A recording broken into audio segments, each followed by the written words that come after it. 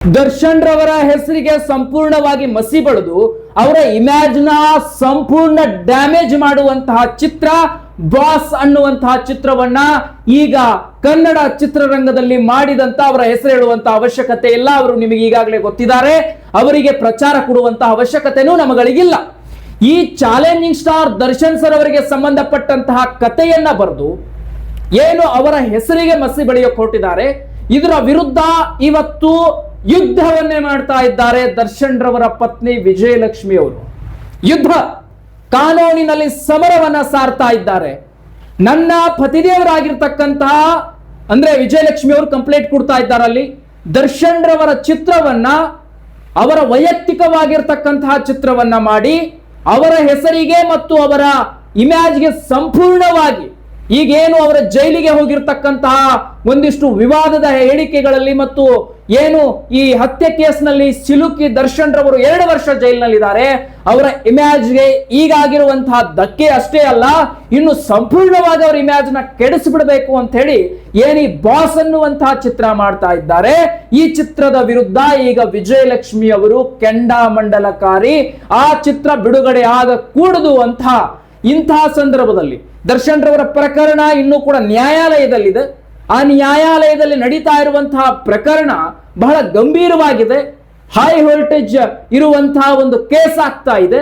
ಅಂತಹ ಕೇಸು ನ್ಯಾಯಾಲಯದಲ್ಲಿ ನಡೀತಿರಬೇಕಾದ್ರೆ ಅವರ ವೈಯಕ್ತಿಕ ಜೀವನದ ಚಿತ್ರವನ್ನ ಮಾಡಿ ಅದನ್ನ ಬಿಡುಗಡೆ ಮಾಡಿ ಅವರ ಹೆಸರಿಗೆ ಮಸಿ ಬಳಿಯುವಂತಹ ಏನು ಈ ಬಾಸ್ ಅನ್ನುವಂತಹ ಚಿತ್ರವನ್ನ ಮಾಡಿ ರೇಣುಕಾ ಸ್ವಾಮಿ ಅನ್ನುವಂತಹ ಹೆಸರನ್ನ ಶಿವಸ್ವಾಮಿ ಅಂತ ಸಿನಿಮಾದಲ್ಲಿ ಹಾಕಿ ಪವಿತ್ರ ಗೌಡ ಅನ್ನುವಂತಹ ಹೆಸರನ್ನ ಇಲ್ಲಿ ಗೌಡ ಅನ್ನೋದಕ್ಕೆ ಬದಲಾಯಿಸಿ ಸಾಕಷ್ಟು ತಂತ್ರಗಾರಿಕೆಗಳನ್ನ ಸಿನಿಮಾದಲ್ಲಿ ಮಾಡಿ ಸಂಪೂರ್ಣ ದರ್ಶನ್ ರವರ ಜೀವನಕ್ಕೆ ಕೊಳ್ಳಿ ಇಡ್ಲಿಕ್ಕೆ ಹೊರಟಿರುವಂತಹ ಈ ಬಾಸ್ ಚಿತ್ರಕ್ಕೆ ಈಗ ಬಿಸಿ ಮುಟ್ಟಿಸೋದಕ್ಕೆ ವಿಜಯಲಕ್ಷ್ಮಿ ಅವರು ನ್ಯಾಯಾಲಯದ ಮೊರೆ ಹೋಗಿದ್ದಾರೆ.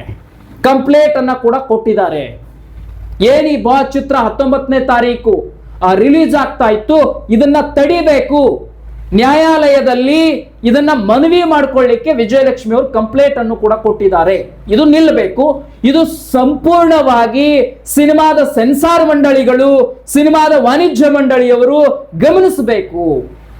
ಈ ಚಿತ್ರದಲ್ಲಿ ಏನಿದೆ, ಈ ಚಿತ್ರದಲ್ಲಿ ಸಂಪೂರ್ಣವಾಗಿ ದರ್ಶನ್ ರವರ ವೈಯಕ್ತಿಕ ಜೀವನದ ಸಿನಿಮಾ ಮಾಡಲಿಕ್ಕೆ ಯಾರಿಗೂ ಕೂಡ ಹಕ್ಕಿಲ್ಲ, ಯಾರಿಗೂ ಕೂಡ ಇಲ್ಲ. ಈಗ ವೈಯಕ್ತಿಕವಾಗಿ ಯಾರು ಸಿನಿಮಾ ಮಾಡ್ಲಿಕ್ಕೆ ಆಗಲ್ಲ. ಅವರ ವೈಯಕ್ತಿಕ ಜೀವನವನ್ನ ಸಿನಿಮಾ ಮಾಡಿ ಇನ್ನೊಬ್ಬರ ಮುಂದೆ ಇಡ್ತೀನಿ ಅಂತಂದ್ರೆ ಅವ್ರದ್ದು ಜೀವನ ಅಲ್ವಾ, ಅವರದೇ ಆದಂತಹ ಪ್ರೈವೇಸಿ ಇಲ್ವಾ? ದರ್ಶನ್ ರವರದಾದಂತಹ ಒಂದು ಚಿತ್ರವನ್ನ ಮಾಡಿ ಅವರ ಜೀವನದಲ್ಲಿ ಅವ್ರು ಹೇಗೆ ಬಂದ್ರು, ಎದ್ದು ಬಂದ್ರು, ಹೇಗೆಲ್ಲ ಮಾಡಿದ್ರು, ಅದನ್ನೆಲ್ಲ ಸಿನಿಮಾ ಮಾಡಕ್ಕೆ ಇವ್ರು ಯಾರು? ಹೌದಲ್ವಾ? ಹಾಗಾಗಿ ತನ್ನ ಗಂಡನ ಸಿನಿಮಾನೇ ಇಲ್ಲಿ ಮಾಡಿದ್ದಾರೆ. ತನ್ನ ಗಂಡನ ಜೀವನವನ್ನ ಇಲ್ಲಿ ಸಿನಿಮಾ ಮಾಡಿ ರಾಜ್ಯಕ್ಕೆ ತೋರ್ಸಕ್ ಹೊರಟಿದ್ದಾರೆ. ಬಾಸ್ ಅಂದ ಕೂಡಲೇ ದರ್ಶನ್ ಅವರಂದು ಕೂಡಲೇ ಸಿನಿಮಾ ಓಡುತ್ತೆ, ಸಿನಿಮಾ ಹೇಗೋ ಸೂಪರ್ ಹಿಟ್ ಆಗುತ್ತೆ. ಅದರಲ್ಲಿ ದರ್ಶನ್ ರವರ ವೈಯಕ್ತಿಕ ಜೀವನದ ಬಗ್ಗೆ ತೇಜಾವಧಿಗಳನ್ನ ಮಾಡಲಾಗಿದೆ ಅಂತ ಹೇಳಿ ಕೂಡ ಏನು ಸುದ್ದಿ ಎದ್ದಿದೆ. ಇದರ ಮೇಲೆ ಈಗ ಪ್ರಕರಣವನ್ನ ದಾಖಲು ಮಾಡಲಿಕ್ಕೆ ವಿಜಯಲಕ್ಷ್ಮಿ ಅವರು ನ್ಯಾಯಾಲಯದ ಮೆಟ್ಟಿಲನ್ನ ಏರಿದ್ದಾರೆ. ಯಾರು ಇವರೆಲ್ಲ? ಈಗ ವೈಯಕ್ತಿಕವಾಗಿ ನಾನು ಕೂಡ ಪ್ರಶ್ನೆ ಮಾಡ್ತೀನಿ, ಯಾರು ಇವರೆಲ್ಲ? ಚಾಲೆಂಜಿಂಗ್ ಸ್ಟಾರ್ ದರ್ಶನ್ ರವರ ಜೀವನವನ್ನ ಸಿನಿಮಾ ಮಾಡಲಿಕ್ಕೆ ಯಾರಿಗೆ ನೈತಿಕತೆ ಹಕ್ಕಿದೆ? ಅದು ಕಾನೂನಿನಲ್ಲಿ ಯಾವುದೇ ಒಬ್ಬ ವೈಯಕ್ತಿಕ ವ್ಯಕ್ತಿಯ ಪ್ರೈವೇಸಿಗೆ ಧಕ್ಕೆ ತರುವಂತದ್ದು ಬಾಹಿರ ಅನ್ನುವಂಥದ್ದು ಗೊತ್ತಿಲ್ವೇ? ಸೆನ್ಸಾರ್ ಮಂಡಳಿ ಏನ್ ಮಾಡ್ತಾ ಇದೆ? ವಾಣಿಜ್ಯ ಮಂಡಳಿಗಳು ಏನ್ ಮಾಡ್ತಾ ಇದೆ? ಚಿತ್ರರಂಗದ ವಾಣಿಜ್ಯ ಮಂಡಳಿ ಏನ್ ಮಾಡ್ತಾ ಇದೆಯಪ್ಪ?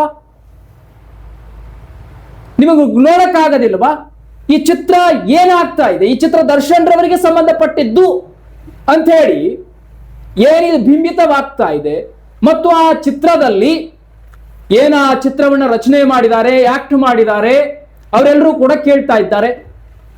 ಏನಂತ ಒಂದಿಷ್ಟು ಮಾಧ್ಯಮದ ಪತ್ರಕರ್ತರು ಕೇಳಿದಾಗ ಹೇಳ್ತಾರೆ, ದರ್ಶನ್ ರವರಿಗೂ ಈ ಸಿನಿಮಾಗೂ ಯಾವುದೇ ಸಂಬಂಧ ಇಲ್ಲವಾ?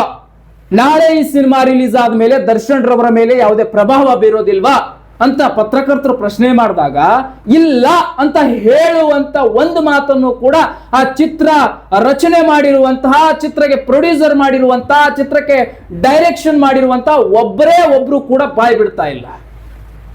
ಅಂದ್ರೆ ಇದರಲ್ಲೇ ಗೊತ್ತಾಗತ್ತೆ, ಪ್ರಮುಖವಾಗಿ ಬಾಸ್ ಅನ್ನುವಂತ ಟೈಟಲ್ ಇಟ್ಟು ಆ ಸಂಪೂರ್ಣ ಸಿನಿಮಾದಲ್ಲಿ ದರ್ಶನ್ ರವರ ಜೀವನದ ಎಲ್ಲಾ ಸಂಗತಿಗಳನ್ನು ಸಿನಿಮಾ ಮಾಡಿಬಿಟ್ಟಿದ್ದಾರೆ ಅಂತ. ಯಾರು ಅಧಿಕಾರ ಕೊಟ್ರು ಇದನ್ನ ಸಿನಿಮಾ ಮಾಡ್ಲಿಕ್ಕೆ? ಅವ್ರ ಜೀವನ, ವೈಯಕ್ತಿಕ ಜೀವನವನ್ನ ತೇಜಾವಧಿ ಮಾಡಿ ಸಿನಿಮಾ ಮಾಡ್ಲಿಕ್ಕೆ ಹಕ್ಕು ಯಾರು ಕೊಟ್ರು? ಈ ಸಿನಿಮಾನ ಮೊದಲು ಸೆನ್ಸಾರ್ ಮಂಡಳಿಯವರು ನೋಡ್ಬೇಕಾಗ್ತದೆ, ನಂತರ ಈ ಸಿನಿಮಾ ರಿಲೀಸ್ ಮಾಡಬೇಕಾಗ್ತದೆ. 19ನೇ ತಾರೀಕು ನಾವು ರಿಲೀಸ್ ಮಾಡ್ತೀವಿ ಅಂತ ನಿಂತ್ಕೊಂಡ್ಬಿಟ್ಟವ್ರೆ. ಇದ್ರ ವಿರುದ್ಧ ಈಗ ವಿಜಯಲಕ್ಷ್ಮಿ ಅವರು ಗಾಢವಾಗಿ ಯುದ್ಧವನ್ನ ಮಾಡ್ತಾ ಇದ್ದಾರೆ. ಯಾಕಂದ್ರೆ ಕಾನೂನಿನಲ್ಲಿ ಇನ್ನೂ ಪ್ರಕರಣ ನಡೀತಾ ಇದೆ. ಇದು ರೇಣುಕಾ ಸ್ವಾಮಿಯ ಹತ್ಯೆ ಕೇಸ್ಗೆ ಸಂಬಂಧಪಟ್ಟಿರುವಂತಹ ವಿಚಾರ, ಹೈ ವೋಲ್ಟೇಜ್ ಆಗಿ ನಡೀತಾ ಇರುವಂತಹ ಈ ಹೈ ಪ್ರೊಫೈಲ್ ಕೇಸ್, ಈಗ ರೇಣುಕಾ ಸ್ವಾಮಿಯ ಹತ್ಯೆ ಕೇಸ್ನಲ್ಲಿ ದರ್ಶನ್ ರವರ ಪಾತ್ರ ಏನಿದೆ ಅಂತ ನಿನ್ನೆ ಮೊನ್ನೆಯಿಂದಾನೆ ಟ್ರಯಲ್ ಆರಂಭ ಆಗಿದೆ. CCH ಕೋರ್ಟ್ನಲ್ಲಿ 59ನೇ ಕೋರ್ಟ್ನಲ್ಲಿ ನಡೀತಾ ಇರುವಂತಹ ಈ ಒಂದು ಪ್ರಕರಣ, ಈಗ ಈ ಪ್ರಕರಣ ಇನ್ನೂ ಜೈಲಿನ ವಾತಾವರಣದಲ್ಲಿ ಇರ್ತಕ್ಕಂಥ ದರ್ಶನ್ ರವರ ಜೀವನವನ್ನ ತಂದು ಸಿನಿಮಾ ಮಾಡ್ತೀನಿ ಅಂತ ಹೊರಟಿರುವಂತಹ ಇಂಥ ನಾಲಾಯಕರಿಗೆ ಏನ್ ಹೇಳಬೇಕು? ಹೋಗಿ ದರ್ಶನ್ ರವರ ವಿಚಾರಕ್ಕೆ ಯಾಕ್ರಿ ಬರ್ತೀರಿ? ಅವ್ರ ಸಿನಿಮಾ ಮಾಡಿ ನಿಮ್ಮ ವೈಯಕ್ತಿಕ ಜೀವನಗಳ ಸಿನಿಮಾಗಳನ್ನ ಮಾಡ್ಕೊಳ್ರಿ ನಿಮಗೆ ಇಷ್ಟ ಇದ್ರೆ. ಇನ್ನೊಬ್ಬರ ಜೀವನವನ್ನ ವೈಯಕ್ತಿಕವಾಗಿರ್ತಕ್ಕಂತಹ ತೇಜಾವಧೆ ಮಾಡ್ತಕ್ಕಂಥ ಹಕ್ಕು ನಿಮಗೆ ಯಾರು ಕೊಟ್ಟಿದ್ದಾರೆ? ಈಗ ಸರಿಯಾದ ಪ್ರಕರಣವನ್ನ ದಾಖಲಾಗಿದೆ. ಈ ಬಾತ್ ಚಿತ್ರದ ಮೇಲೆ ಸಂಪೂರ್ಣವಾಗಿ ತಡೆಯಾಜ್ಞೆಯನ್ನ ನೀಡಿಸ್ಲಿಕ್ಕೆ, ಇದನ್ನ ತಡೆಯೋದಕ್ಕೆ, ಸಿನಿಮಾ ರಿಲೀಸ್ ಆಗದಂತೆ ನೋಡಿಕೊಳ್ಳೋದಕ್ಕೆ ಕಾನೂನಿನ ಮೊರೆ ವಿಜಯಲಕ್ಷ್ಮಿ ಅವರು ಹೋಗಿದ್ದಾರೆ. ಇದೆಲ್ಲವೂ ಕೂಡ ಸತ್ಯ, ಈಗ ನಡೀತಾ ಇರುವಂತ ವ್ಯವಸ್ಥೆ. ಆದ್ರೆ ಇನ್ನೂ ಒಂದು ಕೂಡ ಇದೆ. ಇನ್ನೊಂದು ಕಡೆ ನಮ್ಮ ಶಿವಣ್ಣ ಅವರು ಕೂಡ ಈ ಚಿತ್ರದಲ್ಲಿ ನಟನೆ ಮಾಡಿದ್ದಾರೆ ಅಂತ ಮಾತಾಡ್ತಾ ಇರುವಂತಹ ಒಂದಿಷ್ಟು ಸುದ್ದಿಗಳು ಕೂಡ ಬೆಳಕಿಗೆ ಬರ್ತಾ ಇದೆ.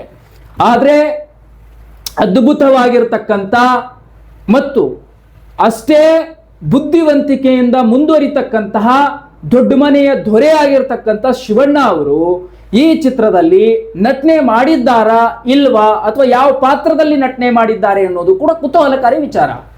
ಆದ್ರೆ ಯಾವತ್ತಿಗೂ ಕೂಡ ಶಿವಣ್ಣ ಅವರು ದರ್ಶನ್ ಸರ್ ಅವ್ರನ್ನ ದ್ವೇಷ ಮಾಡಿಲ್ಲ. ಯಾವತ್ತೂ ಕೂಡ ದರ್ಶನ್ ರವರು ಅಷ್ಟೇ ಶಿವಣ್ಣ ಅವರನ್ನ ದ್ವೇಷ ಮಾಡಿಲ್ಲ. ಈ ಚಿತ್ರದ ಬಗ್ಗೆ, ಇದರ ಬಗ್ಗೆ ಯಾವ ಮಾತನ್ನು ಕೂಡ ಶಿವಣ್ಣ ಅವರು ಮಾತನಾಡಿಲ್ಲ. ಇದು ಇಷ್ಟು ನಡೆದಿರ್ತಕ್ಕಂಥ ವಿಚಾರ. ಇನ್ನು ಈ ಸಿನಿಮಾದ ವಿರುದ್ಧ ಏನೀಗ ಕಂಪ್ಲೇಂಟ್ ಅನ್ನ ಕೊಡ್ಲಿಕ್ಕೆ ವಿಜಯಲಕ್ಷ್ಮಿ ಅವರು ಹೋಗಿದ್ದಾರೆ. ಈಗ ಬಾತ್ ಚಿತ್ರದ ಡೈರೆಕ್ಟರ್ ಆಗಿರ್ಬೋದು, ಪ್ರೊಡ್ಯೂಸರ್ ಆಗಿರ್ಬೋದು, ಆಕ್ಟ್ ಮಾಡಿರುವಂತವ್ರಿಗಾಗಿರ್ಬೋದು ನಡುಕ್ ಶುರು ಆಗತ್ತೆ. ಈಗ 19ನೇ ತಾರೀಕು ನಾವು ಸಿನಿಮಾ ತರ್ತೀವಿ, ಬಾಸ್ ಅನ್ನೋ ಟೈಟಲ್ ಇಟ್ಕೊಂಡು ದರ್ಶನ್ ರವರಾಗೆ ಸಂಬಂಧಪಟ್ಟಂತಹ ಈ ರೇಣುಕಾ ಸ್ವಾಮಿ ಹತ್ಯೆ ಕೇಸನ್ನು ಬಳಸ್ಕೊಂಡು, ಮೊದಲೆಯಿಂದ ದರ್ಶನ್ ರವರ ಜೀವನದಲ್ಲಿ ಹೆಂಗೆ ನಡ್ಕೊಂಡು ಬಂದ್ರು, ರೌಡಿಸಮ್ ಮಾಡಿದ್ರು, ಹೋಟೆಲಲ್ಲಿ ಹೊಡೆದ್ರು ಅಂತ ಏನೆಲ್ಲ ಇವೆಲ್ಲ ಸುದ್ದಿಗಳಿವೆಯಲ್ಲ, ಇದೇ ಸುದ್ದಿಗಳ ಮೇಲೆ ಸಿನಿಮಾ ಮಾಡಿರೋದ? ಇದನ್ನ ಅವ್ರು ಹೋಟೆಲಲ್ಲಿ ಹೊಡೆದಿದ್ದು ಇಲ್ಲಿ ಸಿನಿಮಾದಲ್ಲಿ ಹಾಕಿರ್ಬೇಕೇನೋ ಅಂತ ಅನ್ಸುತ್ತೆ. ಅವ್ರೆಲ್ಲ ಹೋಟೆಲಲ್ಲಿ ಹೊಡೆದ್ರು ಅನ್ನೋ ಸುದ್ದಿ ಬಂತು. ಬಹಳಷ್ಟು ಸುದ್ದಿಗಳು ಹೇಳ್ತಾನೆ ಇರ್ತದೆ.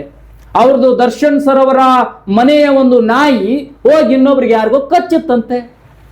ಆ ನಾಯಿ ಕಚ್ಚಿರೋದು ಸಿನಿಮಾದಲ್ಲಿ ಹಾಕಿದ್ದಾರೆ, ಏನೋ ಗೊತ್ತಿಲ್ಲ.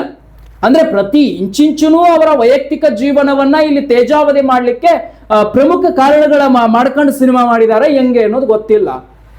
ಇದು ಕಾನೂನು ಇದೆ ನಮ್ಮಲ್ಲಿ, ನಮ್ಮ ಭಾರತ ದೇಶದಲ್ಲಿ ಒಂದು ಕಾನೂನು ಅಂತಿದೆ.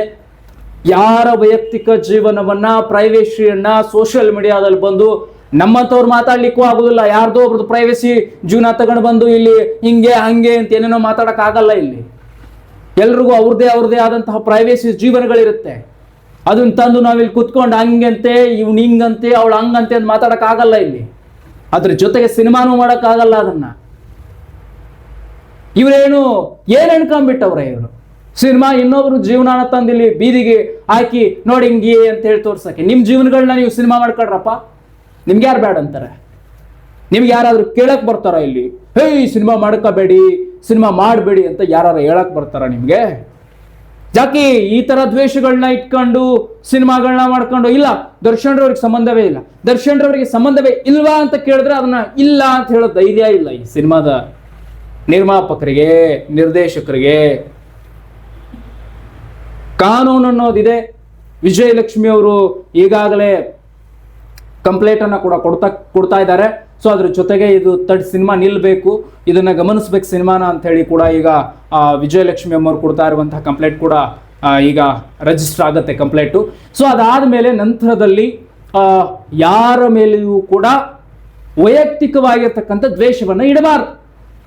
ಸಮಾಜದಲ್ಲಿ ಏನು ನಡೀತಾ ಇದೆಯೋ ಅದರ ಬಗ್ಗೆ ಮಾತ್ರ ನೀವು ಧ್ವನಿ ಎತ್ತಬೇಕು. ಅದನ್ನ ಮಾಡಿ. ಸಮಾಜದಲ್ಲಿ ಸಾಕಷ್ಟು ನಡೀತಾ ಇದೆಯಪ್ಪ, ಅದ್ರ ಬಗ್ಗೆ ಸಿನಿಮಾಗಳನ್ನ ಮಾಡಿ. ಎಷ್ಟೋ ಲೆಕ್ಕಾಚಾರಗಳು, ಭ್ರಷ್ಟಾಚಾರಗಳು ನಡೀತಾ ಇರುತ್ತೆ, ಅದ್ರ ಬಗ್ಗೆ ಮಾಡಿ. ಇನ್ನೊಂದೇನು ನಡೀತಾ ಇರುತ್ತೆ, ಅದ್ರ ಬಗ್ಗೆ ಮಾಡಿ.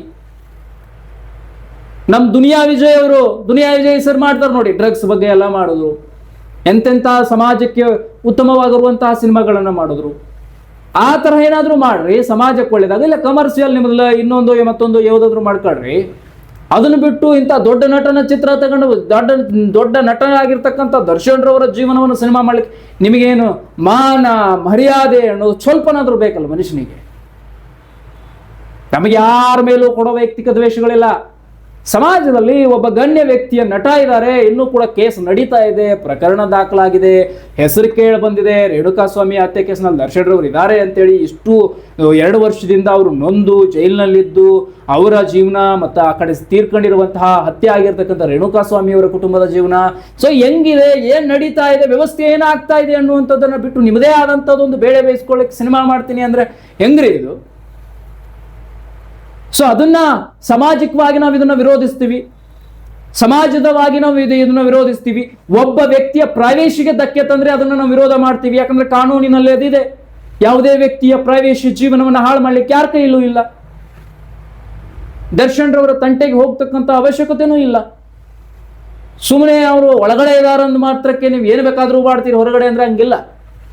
ಅವ್ರದೇ ಆದಂಥ ಲಕ್ಷಾಂತರ ಕೋಟ್ಯಾಂತರ ಅಭಿಮಾನಿಗಳಿದ್ದಾರೆ, ಮನೆಗೆ ನುಗ್ಗಿ ಬರ್ತಾರೆ, ನಡೀತದೆ. ನಾನೇನು ನುಗ್ಗಿ ಅಂತ ಅವ್ರಿಗೆ ಹೇಳ್ತಾ ಇಲ್ಲ ಈಗ, ಬಟ್ ನುಗ್ಗಿ ಬರ್ತಾರೆ. ಯಾಕಂದ್ರೆ ಅಭಿಮಾನಿಗಳ ಕೋಪ, ನೀವೇನಾದ್ರೂ ಆ ಸಿನಿಮಾದಲ್ಲಿ ಏನೇನೋ ತೋರಿಸಿದ್ರೆ